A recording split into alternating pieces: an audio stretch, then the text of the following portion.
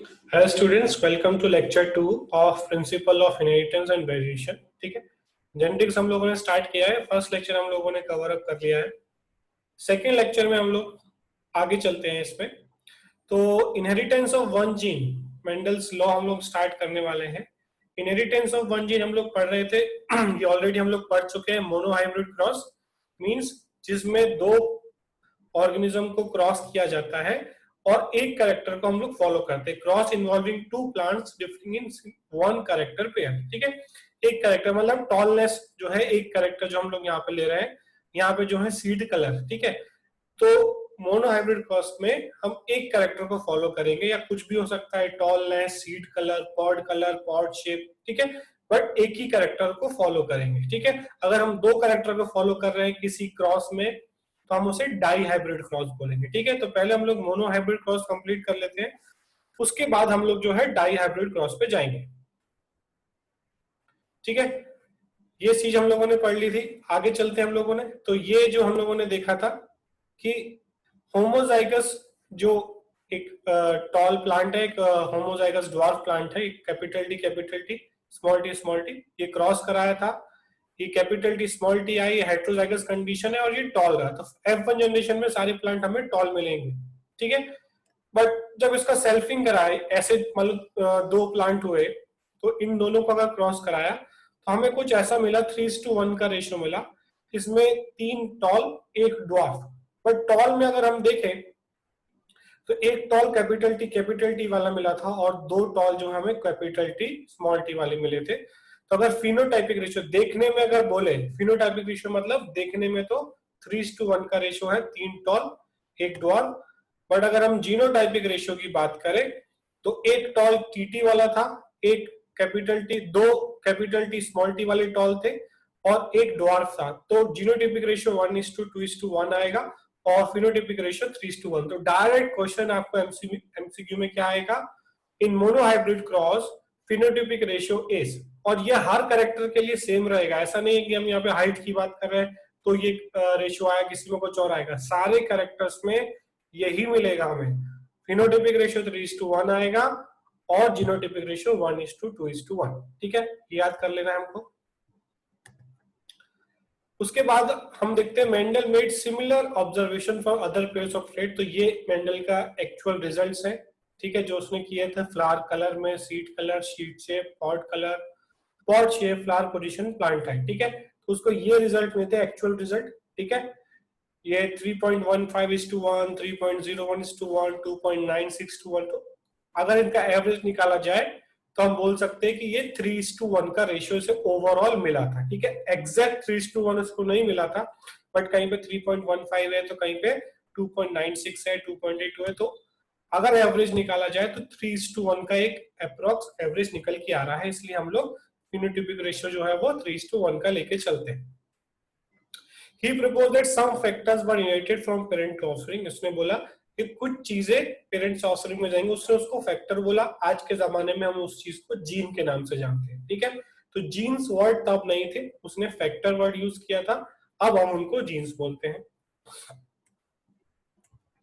ठीक है, तो F1 जो जनरेशन था हेट्रोजाइगस, जो पहला F1 जनरेशन में हमें प्लांट मिले, when cell pollinated produces gametes capital T small t in equal proportion. During fertilization T have 50% chance to pollinate capital T and small t। ठीक है, दोनों का 50% चांस है कि कैपिटल टी अगर गैमीट है तो वो कैपिटल टी के साथ भी मिल सकता है, स्मॉल टी के साथ भी मिल सकता है। ठीक है, तो हमको ये इस तरीके से हमको देखने को मिला। फिनोटाइपिक रेशियो 3:1 और जीनोटाइपिक रेशियो 1:2:1। ठीक है, आगे चलते हैं इसमें हम लोग। तो एक बाइनोमियल एक्सप्रेशन दिया हुआ अगर आपको देखना है। ठीक है, इसके बाद Mendel self pollinated the F2 plants. F2 generation में जो प्लांट मिले उनको सेल्फ पॉलिनेट किया। He found that dwarf F2 plant continued to generate dwarf plant in F3 and F4। अब जो यहाँ पर ये जो ड्वार्फ प्लांट मिला, इसको अगर सेल्फ फर्टिलाइज करे, सेल्फ पॉलिनेट किए में स्मॉल टी को अगर हम आपस में क्रॉस कराए, दो स्मॉल टी प्लांट ले, तो फिर हमें आगे जो है ऐसा कुछ देखने को नहीं मिल रहा कि कोई टॉल आ जाए। उसमें फिर F3 जनरेशन F4 जनरेशन में ड्वार्फ ही मिले।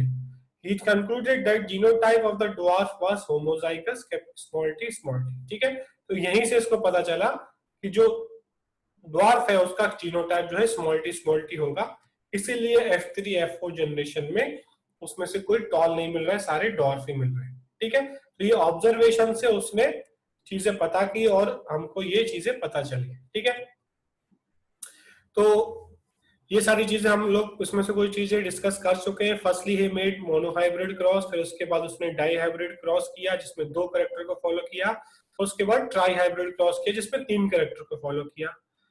F1 hybrids were self-crossed to give rise to F2 generation.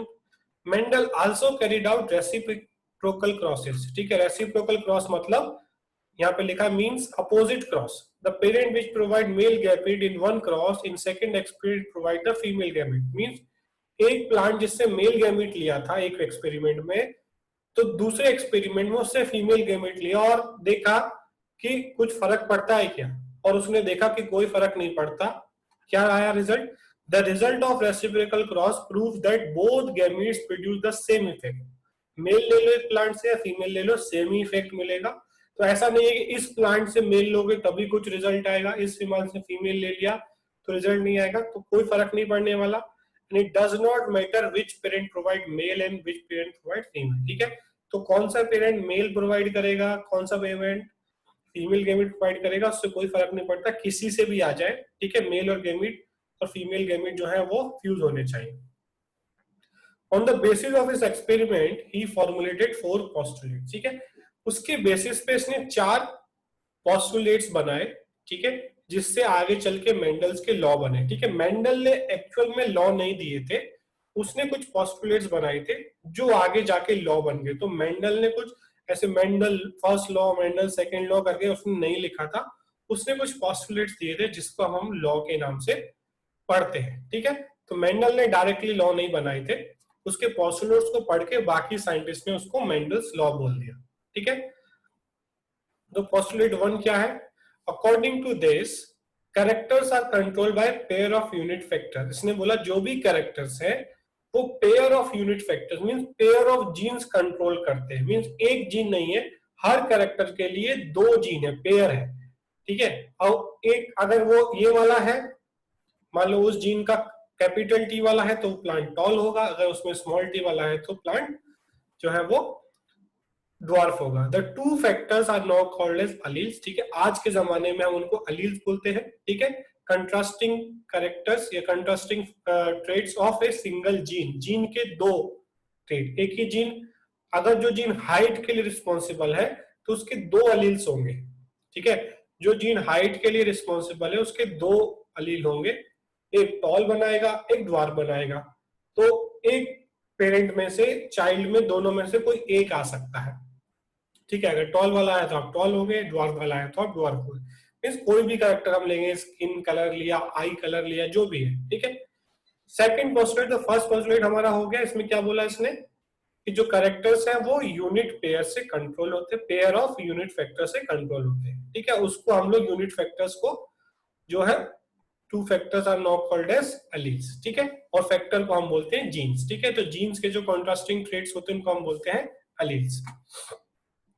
उसके बाद postulate 2, if 2 dissimilar unit factor are present in an individual. अगर किसी इंडिविजुअल में 2 प्रेजेंट है, मान लो capital T small T, only one expresses itself. ठीक है, उनमें से कोई एक ही का एक्सप्रेशन दिखेगा, एक ही का इफेक्ट दिखेगा। The one which expresses itself is known as dominant factor. ठीक है, जो एक्सप्रेस करता है अपने आप को वो डोमिनेंट, और जो एक्सप्रेस नहीं करवाता उसको हम बोलते हैं रेसेसिव फैक्टर। तो अगर कैपिटल टी स्मॉल टी है तो प्लांट, अब कैपिटल टी टॉल के लिए रिस्पॉन्सिबल है, स्मॉल टी ड्वार्फ के लिए रिस्पॉन्सिबल है, प्लांट कैसा होगा capital T small T condition में? टॉल। तो means capital T is dominant and small T is recessive. ठीक है, क्योंकि कैपिटल टी का कैरेक्टर दिखाई दे रहा है, टॉलनेस दिखाई दे रही है, पर ड्वार्फनेस नहीं दिखाई दे रही। ठीक है, तो ये हो गया पोस्टुलेट 2। उसके बाद आता है postulate 3। According to postulate, 2 contrasting alleles responsible contrasting trait present in an individual do not get mixed। ठीक है, अब contrasting allele जो है वो प्रेजेंट है किसी इंडिविजुअल में, वो मिक्स नहीं हो जाते। ठीक है, मींस वो प्योर रहते हैं, आगे जनरेशन में वो ऐसे ही पास होते हैं, वो मिक्स नहीं होते, and get separated from each other at the time of gamete formation. ठीक है, मींस कैपिटल टी और स्मॉल टी मिक्स होके कोई बीच की हाइट वाला प्लांट नहीं बनाएंगे। ठीक है, कैपिटल टी स्मॉल टी, अगर कोई प्लांट है, मान लो वो हेट्रोजाइगस है, वो प्लांट का फिनोटाइप है टॉल और उसका जीनोटाइप क्या है, कैपिटल टी स्मॉल टी। तो ऐसा नहीं होगा कि capital T small T mix होके एक मीडियम हाइट का प्लांट बना दे। जब उस प्लांट के बच्चे होंगे, हमने देखा था मोनोहाइब्रिड क्रॉस में capital T small T, capital T small T के बच्चे होंगे तो 3 टॉल होंगे, एक ड्वार्फ होगा। अगर वो मिक्स हो जाता तो चारों बच्चे जो है वो मीडियम हाइट के पैदा होंगे। तो पॉस्टुलेट 3 कहता है कि जो कैपिटल टी स्मॉल टी जो भी एलील्स हैं वो मिक्स नहीं होते, वो आगे की जनरेशन में ऐसे ही सेपरेट होके पास होते हैं, किसी में टॉल वाला जाता है, किसी में ड्वार्फ वाला जाता है, दोनों मिक्स होके कोई मीडियम हाइट वाला नहीं बना। ठीक है, and due to their recombination 4 combination can be obtain in equal frequency. ठीक है, 4 प्लांट बनेंगे जो कि इक्वल फ्रीक्वेंसी में हो सकते हैं। All of the above 3 postulates are based on Mendel's monohybrid cross और one gene inflection। ठीक है, तो ये जो postulate 3 postulate हमने अभी तक पढ़े वो मेंडल्स के मोनोहाइब्रिड क्रॉस जो उसने किया था एक्सपेरिमेंट उसके बेसिस पे दिया।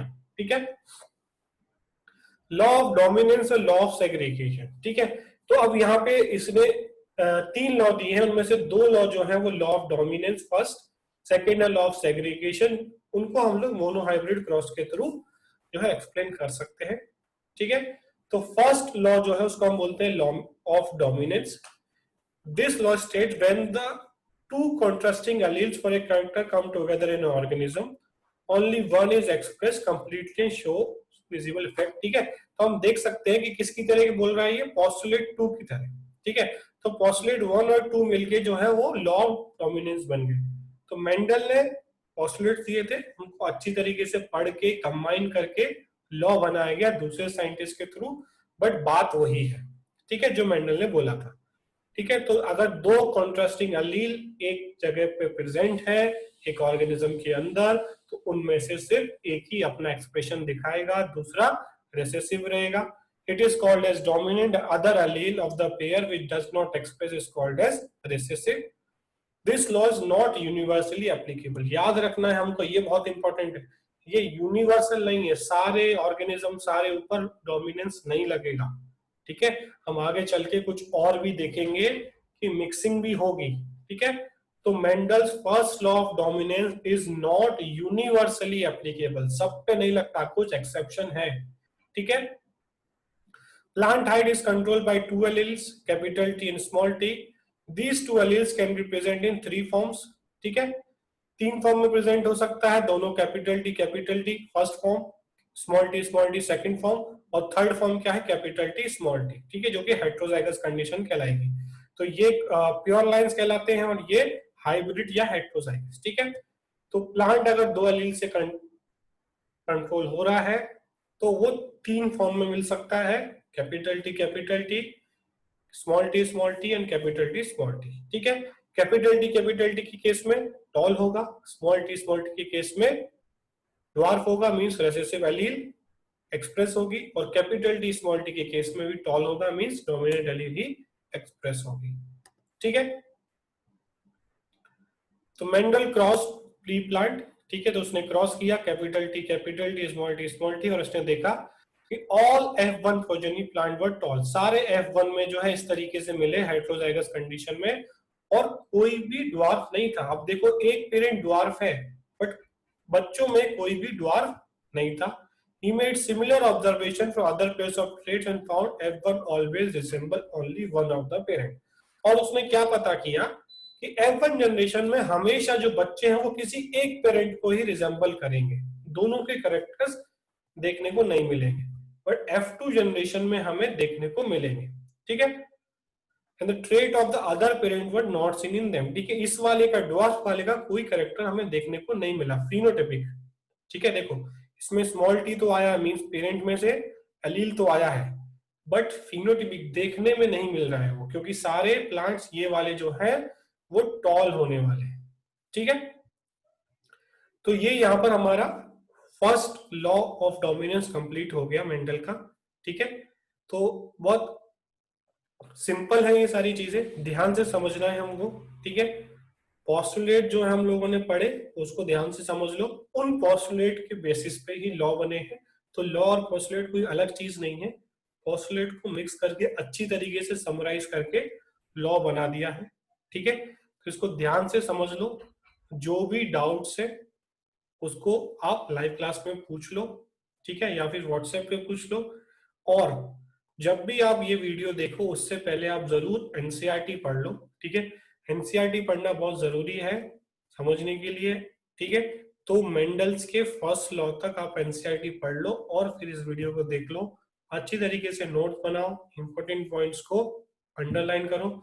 ये बहुत इंट्रोडक्टरी है, ठीक है, ज्यादा इसमें कुछ टफ नहीं है। मोनोहाइब्रिड क्रॉस बहुत सिंपल सा है, F1 जनरेशन में सारे टॉल होंगे और F2 जनरेशन में 3:1 का रेशियो आएगा फिनोटिपिक, और 1:2:1 का जो है रेशियो आएगा जीनोटिपिक, ठीक है। तो मोनोहाइब्रिड क्रॉस बहुत सिंपल है और मोनोहाइब्रिड के बेसिस पे ये सारी चीजें हम लोगों को पढ़नी है, ठीक है। इसके आगे का जो है हम लोग नेक्स्ट स्टार्ट करेंगे, ठीक है। जो भी आपके डाउट रहते हैं आप पूछते रहो और ज्यादा से ज्यादा एमसीक्यू सॉल्व करते रहो, ठीक है। Thank you.